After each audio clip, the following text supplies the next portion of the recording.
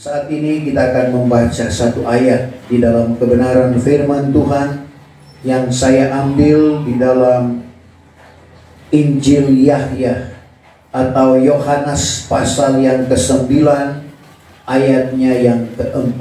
Dan untuk menghormati pembacaan firman Tuhan, saya jemput Bapak Ibu Saudara sekalian bangkit berdiri.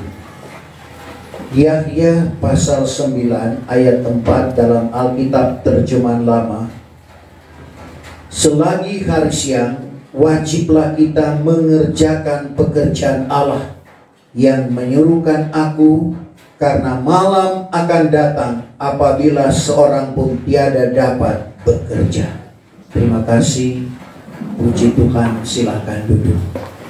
Firman Tuhan yang kita baca dan kita dengar pada pagi hari ini adalah perkataan dari Tuhan Yesus. Karena ada sesuatu yang menarik di dalam pasal ini, yaitu ada orang yang buta sejak lahirnya.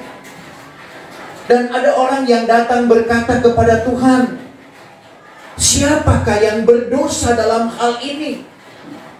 Apakah orang yang buta ini atau ibu bapaknya? Tuhan menjawab, bukan orang ini, bukan ibu bapaknya. Kalau kita perhatikan mulai ayat 1, tatkala ia lalu dilihatnya seorang yang buta dari mula jadinya.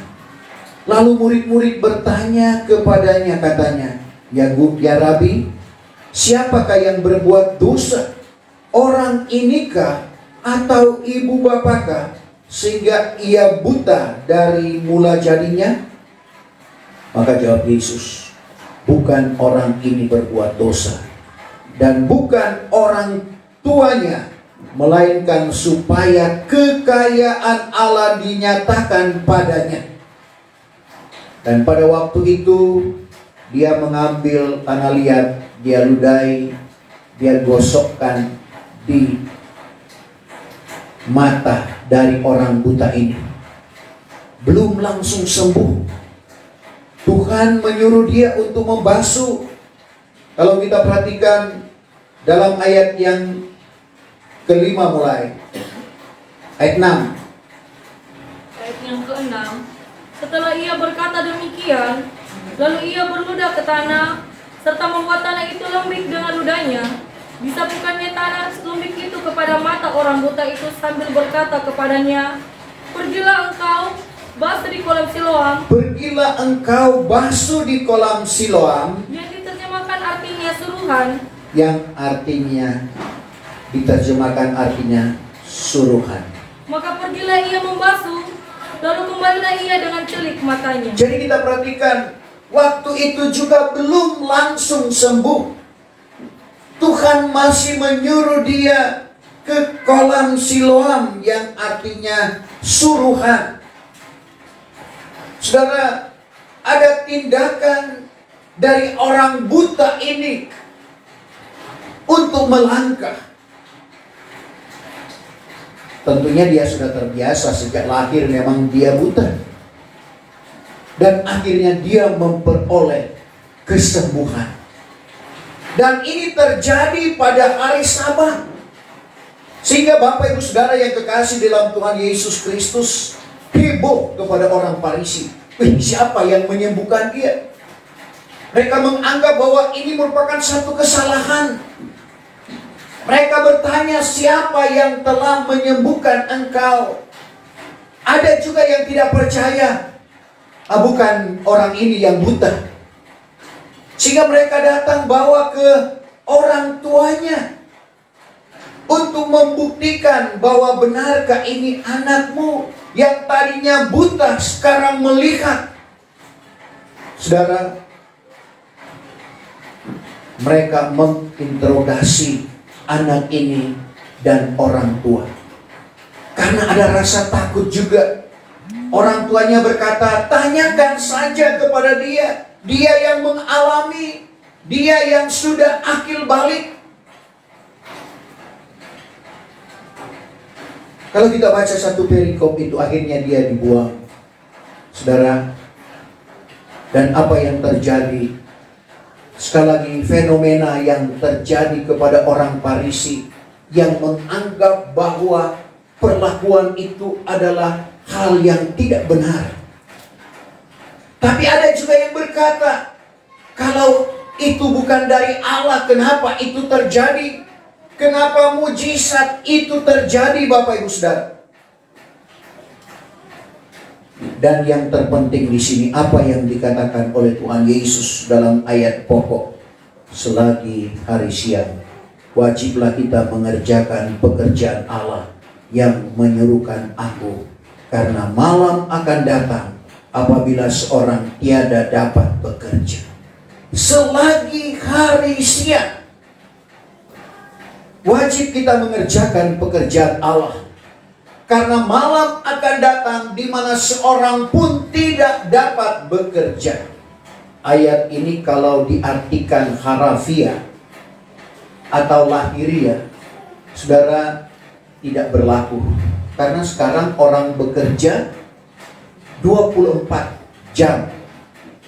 Pekerjaan di tambang nikel, saudara, pekerjaan itu 24 jam, sehingga ada 3 shift. Pagi sampai sore 8 jam, sore sampai tengah malam 8 jam, tengah malam sampai pagi 8 jam. Jadi 1 kali 24 jam, siang malam orang bekerja. Tapi yang dikatakan oleh Tuhan dalam ayat ini tentunya mempunyai pengertian rohani. Sebagaimana yang dikatakan oleh Paulus, yang diajarkan adalah hal yang rohani. Sehingga perkara yang rohani harus dibandingkan dengan hal yang rohani. Dalam 1 Korintus 2 ayat yang ke-13. 1 Korintus 2 ayat 13. Maka barang yang kami katakan itu pun bukannya dengan pengajaran manusia, bukan dengan pengajaran manusia, melainkan dengan pengajaran roh, melainkan dengan pengajaran roh. Sambil membandingkan barang rohani dengan rohani. Sambil membandingkan barang rohani dengan yang rohani. Ini adalah barang yang rohani yang dimaksud selagi hari siang wajib kita mengerjakan pekerjaan Allah. Selagi pintu kemurahan Allah masih terbuka, wajib kita mengerjakan pekerjaan Tuhan. Karena ternyata Bapak Ibu Saudara, akan ada malam di mana orang tidak dapat bekerja lagi. Kapan itu Bapak Ibu Saudara? Pada metra yang kelima dalam gambar ini, di mana ini sudah berlaku hari malam. Di mana dikatakan dalam Amos 8 ayat 11-12, Tuhan akan mendatangkan bala kelaparan ke dalam dunia. Bukan lapar akan roti, bukan dahaga akan air, tapi lapar dan dahaga untuk dengar firman Tuhan. Pada waktu itu orang akan beridar-idar. Dari laut datang ke laut, tentunya naik kapal laut. Dari utara ke timur, naik pesawat udara. Dengan segala kekayaannya mereka ingin menuntut firman, menuntut atau mencari firman. Tetapi waktu itu mereka tidak akan dapati. Inilah yang disebut hari malam. Ataupun seperti yang dikatakan oleh Tuhan Yesus, hari Sabat atau musim dingin. Pengertiannya hari Sabat, ketentuan Taurat, tidak boleh bekerja. Orang disembuhkan saja, orang Farisi repot karena hari Sabat. Saudara, hari Sabat sedangkan mau terima uang tidak bisa. Karena pernah saya di Manado, semua gereja ikut termasuk yang mengikuti hari Sabat. Mau terima uang hari Sabtu, tunggu jam 6. Saudara, karena mereka harus demikian. Jadi hari Sabat tidak boleh bekerja. Sehingga apa yang dikatakan Tuhan Yesus Matius 24 ayat yang ke-20. Minta pelarianmu jangan berlaku pada musim dingin atau hari Sabat. berbicara tentang gereja mengandung, gereja menyusui. Jangan bermasa bodoh, atau jangan nanti lari dari gereja mengandung, gereja menyusui pada hari Sabat atau musim dingin. Coba ayat 19 supaya lebih jelas. Ayat yang ke-19.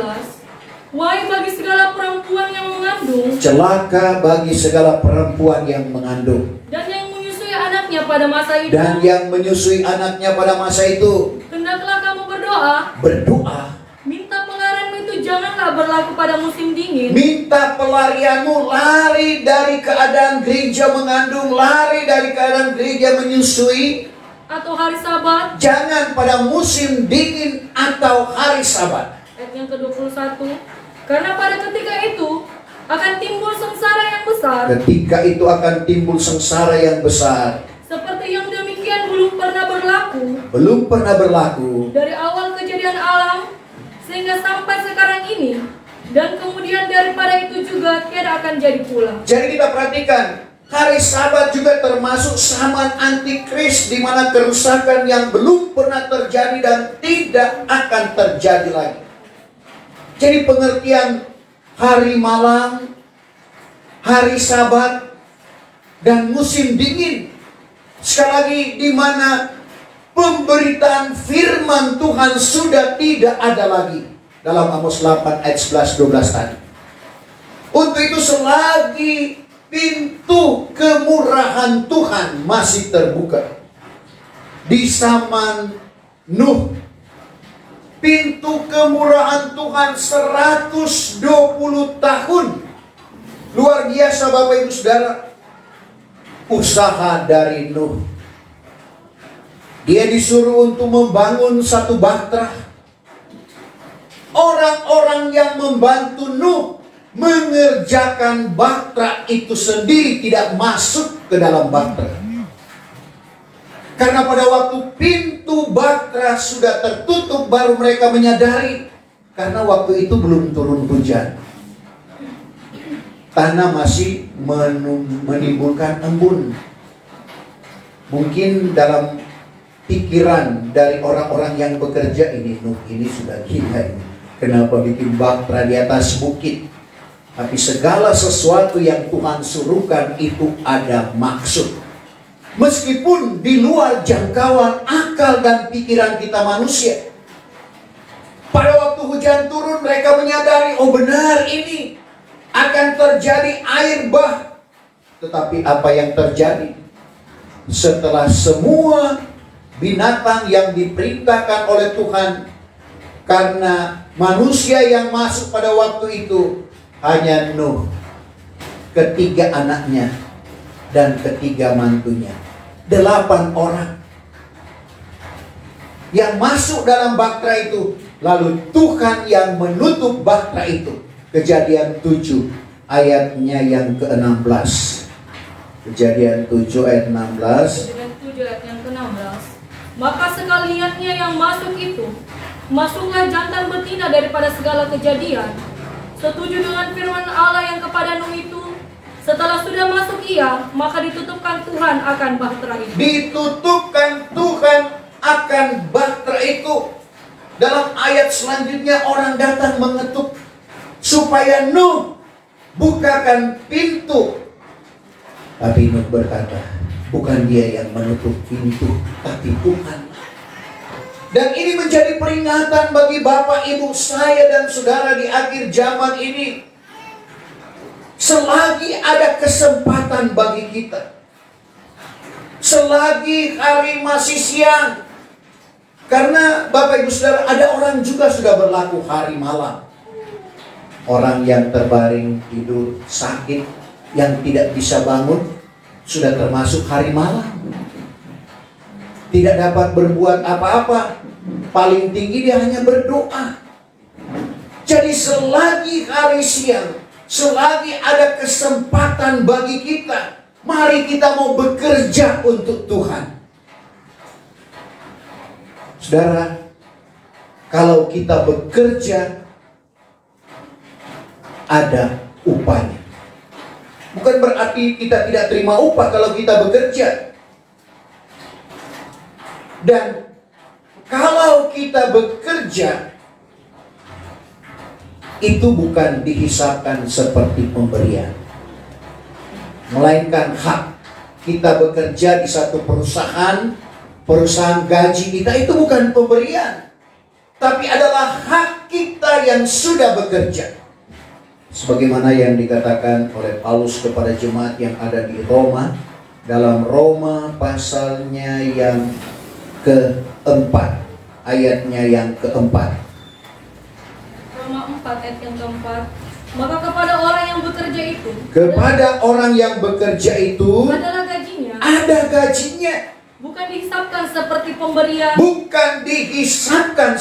pemberian, melainkan seperti hak. Memang dalam pekerjaan Tuhan, dalam pelayanan kita sudah bekerja di satu tempat, kita tidak dapatkan hak kita di situ. Tapi Tuhan tetap berlaku adil. Mau dimanapun Tuhan akan berikan hak kita. Kalau manusia seringkali hak bawahan tidak juga diambil semua oleh atasan, istilah disunat. Padahal hak bawahan sebenarnya. Kalau Tuhan, kalau kita perhatikan di dalam Ayub 34 ayat 12, dia tidak pernah berbuat salah. Dan dia tidak akan mengubahkan hak kita. Kita sudah bekerja, ada upah yang Tuhan akan karuniakan di dalam kehidupan kita. Ini bukan cuma kepada hamba Tuhan, kepada sidang jemaat juga. Coba. Ayat yang ke-12. Bahwa Allah sekali-kali tiada membuat salah. Allah sekali-kali tiada membuat salah. Dan yang Maha Kuasa tiada mengubahkan hak. Dan yang Maha Kuasa tidak mengubahkan hak. Tuhan itu adil. Kalau hak kita, dia akan berikan kepada kita. Saudara, dia tidak mengubahkan hak itu. Itulah Tuhan. Sehingga kalau kita bekerja sekali lagi, kata Paulus, ada gajinya. Sehingga Paulus di dalam menyampaikan kebenaran firman Tuhan, dia memberitakan Injil. Dia hidup daripada Injil itu. 1 Korintus 9 ayat 14. 1 Korintus 9 ayat yang ke-14. Demikianlah juga sudah ditetapkan oleh Tuhan bahwa orang yang memberitakan Injil, hendaklah mendapat kehidupannya daripada Injil itu. Hendaklah mendapat kehidupan daripada Injil itu. Ini janji Tuhan di dalam kehidupan kita. Sehingga sekali lagi mendorong kita, baik hamba Tuhan maupun sidang jemaat. Karena hamba Tuhan dalam mengeluarkan buah-buah pelayanan dalam Yohanes 15 ayat 16 memberitakan firman Tuhan. Sementara sidang jemaat melayani Tuhan melalui meja dengan perpuluhan dan korban tatangan. Inilah tugas dari hamba Tuhan, tugas dari sidang jemaat. Dan segala usaha kita di dalam mengerjakan pekerjaan Tuhan tidak sia-sia. Pengorbanan kita di dalam pelayanan pekerjaan Tuhan tidak akan sia-sia. Semua diperhitungkan oleh Tuhan. Sebab itu prinsip saya, kalau memang ada kesempatan, setiap panggilan, saya pasti iakan untuk mengerjakan pekerjaan Tuhan. Saya tidak pikir untung ruginya, karena Tuhan yang menilai semuanya itu. 1 Korintus 15 ayat 58. Yang ke-58. Sebab itu hai saudara-saudara yang kukasihi. Hai saudara-saudara yang kukasihi. Hendaklah kamu tetap dengan tiada bergerak. Tetap dengan tidak goyah, tetap dengan tidak bergerak. Dan senantiasalah berusaha di dalam pekerjaan Tuhan. Berusaha di dalam pekerjaan Tuhan. Karena kamu mengetahui bahwa usahamu tiada sia-sia di dalam Tuhan. Usaha pekerjaanmu di dalam Tuhan tidak sia-sia. Semua diperhitungkan oleh Tuhan. Untuk itu mari kita mau rajin mengerjakan pekerjaan Tuhan. Tanggung jawab yang Tuhan percayakan. Sidang jemaat yang ada di tempat ini mempersiapkan diri untuk membangun Ka'bah Tuhan. Biarlah kita mau bekerja. Dan kalau kita bekerja, jangan malas. Karena kalau kita malas, saudara, apa yang akan kita dapatkan? Laknat. Karena terminjil harus rajin. Saya tidak tahu apakah 3 kali sehari berdoa atau malas berdoa. Saudara, kesempatan banyak. Yeremia 48 ayat 10. Yeremia 48 ayat yang ke-10. Yeremia 48 ayat yang ke-10. Laknatkah orang yang melakukan pekerjaan Tuhan dengan malas? Laknatlah atau kutuklah orang yang mengerjakan pekerjaan Tuhan dengan malas. Laknatlah orang yang menahankan pedangnya daripada darah. Laknat orang yang menahankan pedang daripada darah. Pedang adalah berbicara tentang firman. Darah berbicara tentang jiwa-jiwa. Ada 2 hal di dalam ayat ini.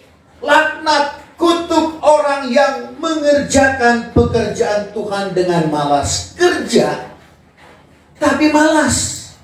Saudara, tetapi mari kita mau rajin di dalam mengerjakan, kata Raja Soleman, dengan usaha yang tidak tahu malas. Amsal 14 ayat 23. Kalau tidak salah itu, coba Amsal 14 ayat 23.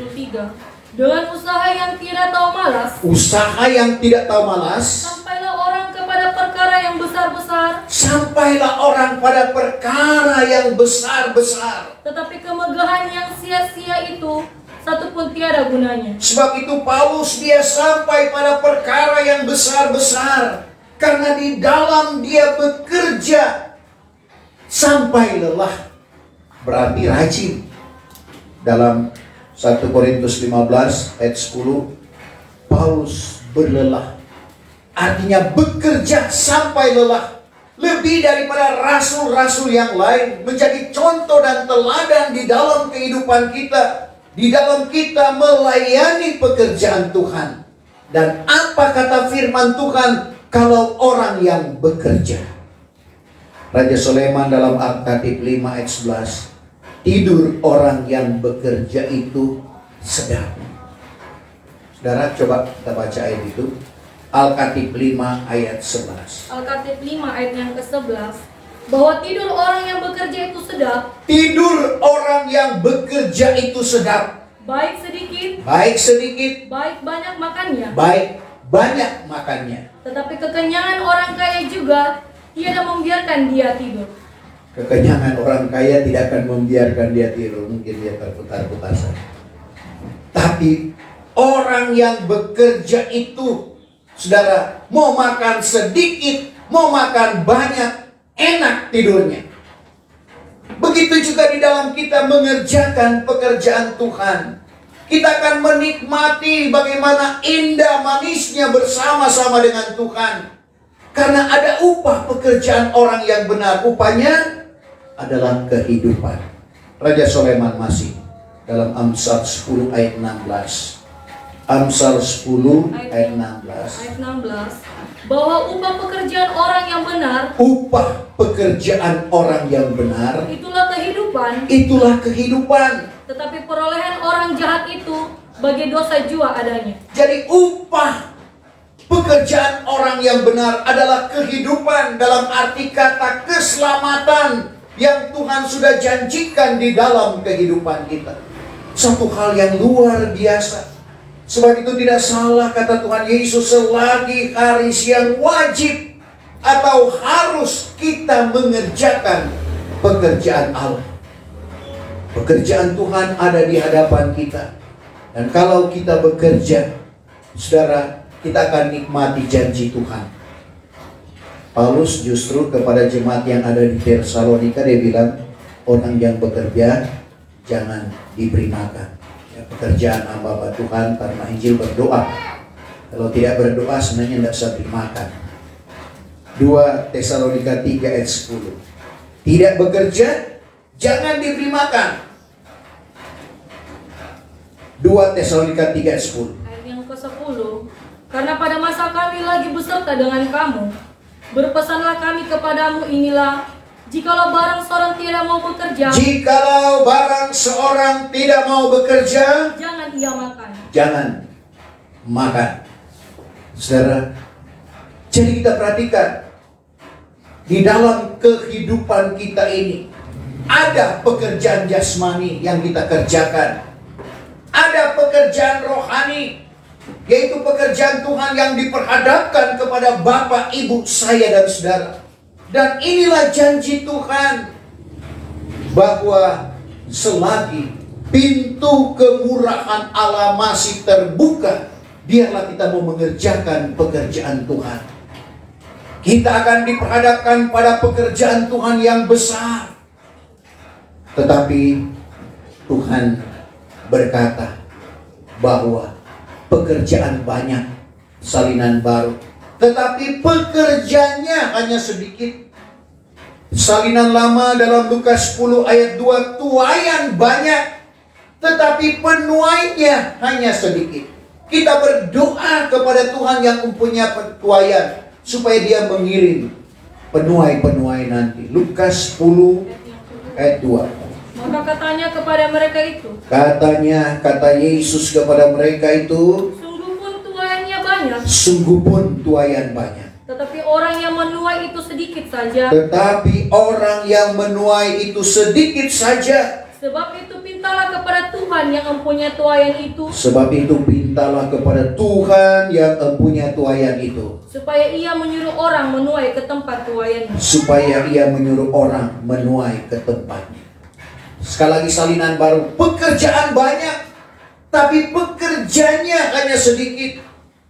Dan kita berdoa Bapak Ibu Saudara, sekarang mungkin kita masih kerja, tetapi kalau Tuhan inginkan kita, karena doa juga orang-orang yang telah dipanggil oleh Tuhan melayani Tuhan, karena disuruh berdoa supaya Tuhan kirim penuai, di mana masuk pada penuaian yang besar dalam Yeskel 37 ayat yang ke-7. Ada gerakan yang besar. Dan kalau kita mempersiapkan diri dengan materi-materi sorga, kita belajar firman Tuhan, jemaat yang tertentu sekalipun Bapak Ibu Saudara akan diterjunkan, akan dipakai oleh Tuhan masuk pada penuaian yang besar. Untuk itu mari kita bertekun. Ternyata pengertian tekun menurut Kamus Besar Bahasa Indonesia, rajin dan bersungguh-sungguh. Mari kita mau rajin mengerjakan pekerjaan Tuhan. Mari kita mau bersungguh-sungguh di dalam melayani pekerjaan Tuhan. Karena Tuhan Yesus dalam Matius 24 ayat 13, barang siapa yang bertekun sampai ke akhir, dialah yang akan diselamatkan. Sekali lagi, tekun berbicara tentang, atau pengertian tekun adalah rajin, juga bersungguh-sungguh. Artinya jangan kita seada-adanya, tapi kita bersungguh-sungguh di dalam mengerjakan pekerjaan Tuhan ini. Karena sekali lagi malam akan datang, di mana orang tidak dapat bekerja. Orang-orang yang kaya menghabiskan harta kekayaannya untuk mencari, kalau ada pemberitaan seperti saat ini, tetapi tidak akan didapatinya. Tidak mengapa kita baca ayat yang saya sudah sentil tadi, Amos 8 ayatnya yang ke-11 dan ayat yang ke-12. Amos 8 ayat yang ke-11. Bahwasanya hari akan datang kelak. Hari akan datang kelak. Demikianlah firman Tuhan Hua. Demikian firman Tuhan Hua. Apabila aku mendatangkan bala kelaparan ke dalam negeri. Apabila Tuhan mendatangkan bala kelaparan ke dalam negeri. Yaitu bukannya lapar akan roti. Bukan lapar akan makanan. Bukan lapar akan roti. Dan bukannya dahaga akan air. Bukan dahaga akan air minuman. Melainkan akan mendengar segala firman Tuhan. Melainkan lapar dan dahaga untuk dengar firman Tuhan. Maka orang akan mengembara daripada laut sampai kepada laut. Orang akan mengembara dari laut datang ke laut. Dan daripada utara datang ke timur. Dari utara datang ke timur. Orang akan beridar-idar akan menuntut firman. Orang beridar-idar menuntut atau mencari firman, sama dengan orang yang menuntut ilmu, mencari ilmu, menuntut firman, tetapi tiada didapatinya akan dia. tidak didapatinya akan dia. Ini peringatan juga di dalam kehidupan kita. Sebab itu selagi ada kesempatan, mari kita mau bekerja bersungguh-sungguh di dalam Tuhan, supaya kita akan nikmati setiap janji Tuhan di dalam kehidupan kita. Seperti dalam Ibrani 10 ayat 36, tekun yang wajib bagimu. Setelah sudah melakukan kehendak Allah, kamu memegang akan perjanjian itu. Kita menerima sekarang perjanjian itu ada di dalam kehidupan kita, tapi kita belum pegang. Nanti setelah kita melakukan kehendak Allah dan kita memegang akan perjanjian itu, kalau kita juga tekun sampai akhir hidup kita. Ibrani 10 ayat 36. Ayat yang ke-36. Karena tekun yang wajib bagimu. Tekun yang wajib bagimu. Supaya setelah sudah melakukan kehendak Allah. Supaya setelah melakukan kehendak Allah. Kamu boleh memegang perjanjian. Kamu boleh memegang, menerima perjanjian itu. Yaitu kehidupan yang kekal. Karena di balik daripada kematian ini ada kehidupan yang kekal. Entah itu kesenangan, entah itu sengsara. Karena kehidupan yang kekal itu ada dua tempatnya. Matius 25 ayat yang ke-46. Kiranya kita masuk kepada kehidupan yang kekal. Dalam arti kata, kekal di dalam kesenangan, bukan di dalam sengsara yang kekal. Matius 25 ayat 46. Matius 25 ayat yang ke-46. Maka mereka itu akan pergi masuk ke dalam sengsara yang kekal. Mereka akan pergi masuk dalam sengsara yang kekal. Tetapi orang yang benar itu ke dalam hidup yang kekal. Tapi orang yang benar kepada hidup yang kekal. Untuk itu firman Tuhan mengingatkan kepada kita, selagi hari siang wajiblah kita mengerjakan pekerjaan Allah yang menyerukan aku. Karena malam akan datang apabila seorang pun tiada dapat bekerja. Saya jemput kita bangkit berdiri. Kita sempurnakan ibadah kita pada pagi hari ini. Tak tersembunyi